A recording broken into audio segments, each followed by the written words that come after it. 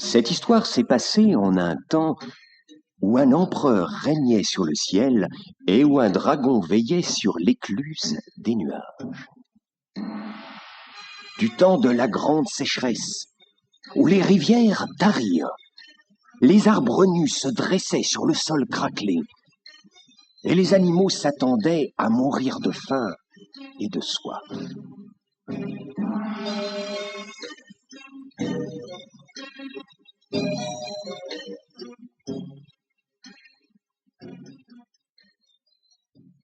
Je proteste, dit le petit crapaud. Je n'ai rien fait de mal et mes bébés crapauds non plus. Alors pourquoi sommes-nous condamnés à étouffer dans la boue qui se dessèche? C'est injuste. Mais personne ne lui répond. Et le soleil continue à brûler. Et la boue durcit à vue d'œil. Alors le petit crapaud décide d'intenter un procès à l'empereur du ciel pour avoir oublié de rappeler au dragon d'ouvrir l'écluse des nuages.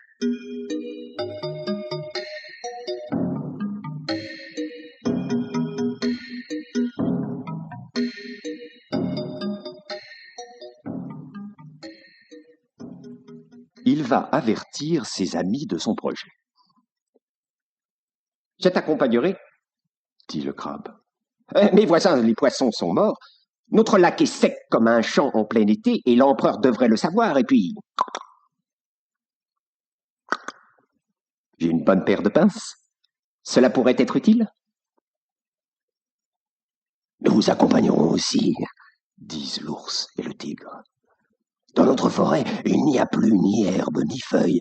Il n'y a plus lapin, ni fruits, ni miel. Mais l'empereur devrait le savoir. Et puis, nous avons de bonnes dents et des griffes pointues.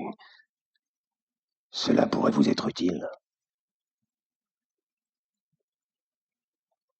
Et il commence à escalader la plus grande montagne de la région.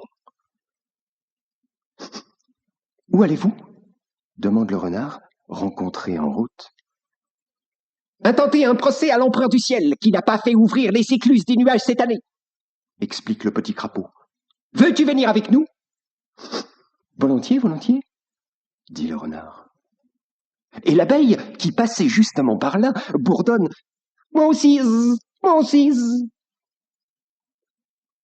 Et voici les 6 amis qui gravissent la grande montagne. Ils montent de plus en plus haut, jusqu'à pouvoir sauter sur un nuage. Et de là, ils sautent dans le ciel et continuent toujours tout droit comme sur une route jusqu'au palais de l'empereur.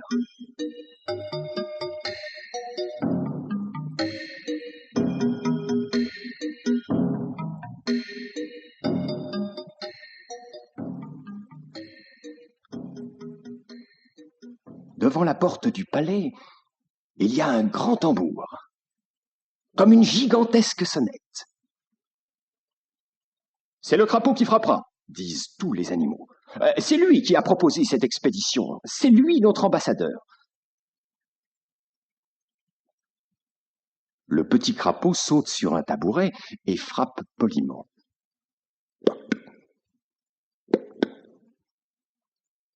Pas de réponse. Il frappe plus fort. Boum, boum, boum, boum. Toujours pas de réponse. Alors il frappe de toute sa force. Bang, bang, bang, bang, bang.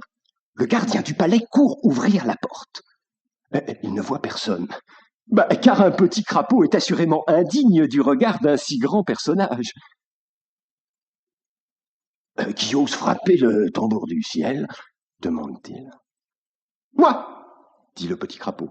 « La terre se dessèche et je viens intenter un procès à l'empereur qui a oublié de nous envoyer la pluie. » Le gardien court chez son maître pour lui faire part du message du petit crapaud. « Quelle insolence !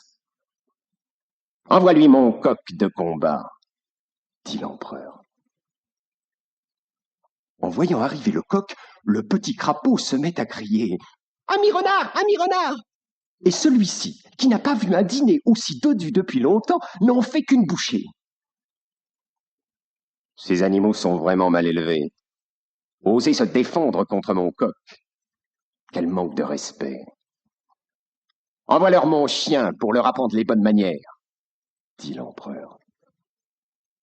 Ami ours, ami ours, Crie le petit crapaud en voyant ce chien monstrueux se jeter sur le renard. Et l'ours à la patte lourde.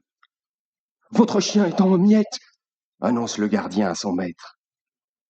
Alors va toi-même au-devant de ces bêtes, au lieu de m'assommer avec de mauvaises nouvelles, dit l'empereur.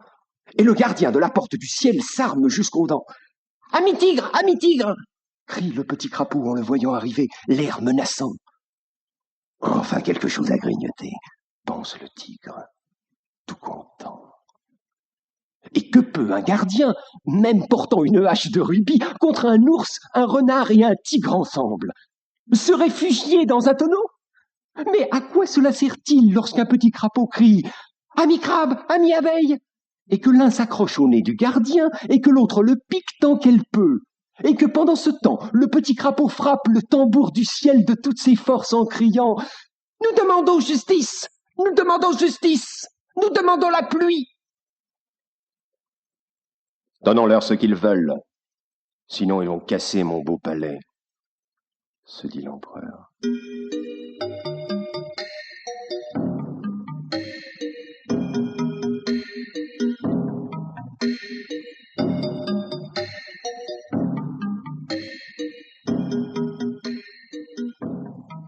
Il les fait donc entrer dans la salle du trône et s'engage par écrit à ne plus jamais oublier la pluie.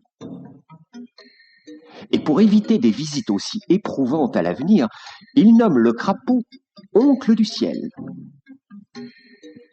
Dès qu'une sécheresse s'annoncera, il n'aura qu'à coasser bien fort et il sera promptement écouté.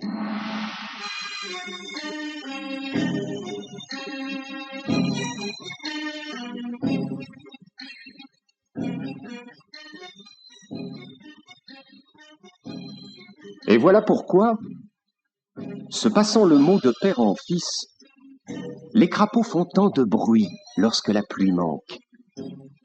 Pour rappeler à l'empereur, ou au dragon, ou à tout autre qui s'en occupe maintenant, qu'ils sont oncles du ciel, et qu'on doit ouvrir l'écluse des nuages.